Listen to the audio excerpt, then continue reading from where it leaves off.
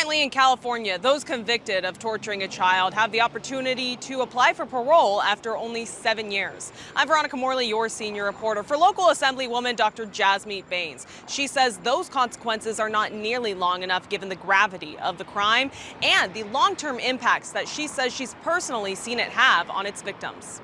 I can't pinpoint one exact story because there's so many. A 6-week-old found with multiple fractures, burns, and bruises. A 3-year-old with cuts along his head, face, and body. These are just 2 instances in Kern County where a child was found severely abused and neglected. And according to Dr. Jasmeet Bains, there are hundreds more just like them. If you ask any physician that's working on the front lines of providing care in Kern County,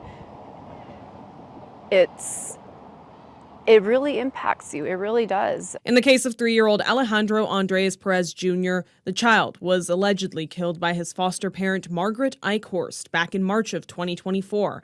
Eichhorst was charged with first-degree murder and child endangerment and is awaiting a pre-preliminary hearing on April 16th. Just 5 months earlier, in October of 2023, a Wasco couple was convicted on charges of torture and attempted murder of their 6-week-old son. The father, George Milan, was sentenced to 15 years in prison, while the mother, Elizabeth Yara, was sentenced to 9 years for not protecting the child. By the time Milan is eligible for parole, the child will still be a minor. We really need to make a strong stance against anybody that has the intent to torture a child, abuse a child, neglect a child. Bain said in learning that the minimum sentencing for torturing a child was so short, she knew something needed to change. Kids, especially with 7 years, they've grown up, they haven't really healed from a lot of the trauma that they've gone through, and they're already having to face their perpetrator applying for parole. That's why she introduced Assembly Bill 1094,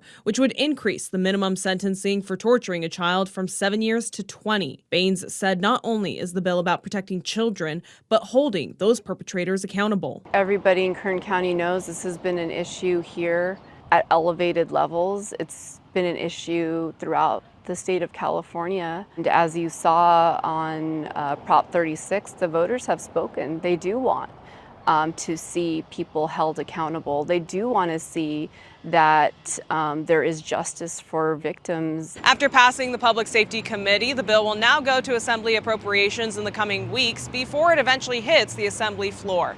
In Bakersfield, I'm Veronica Morley, your senior reporter.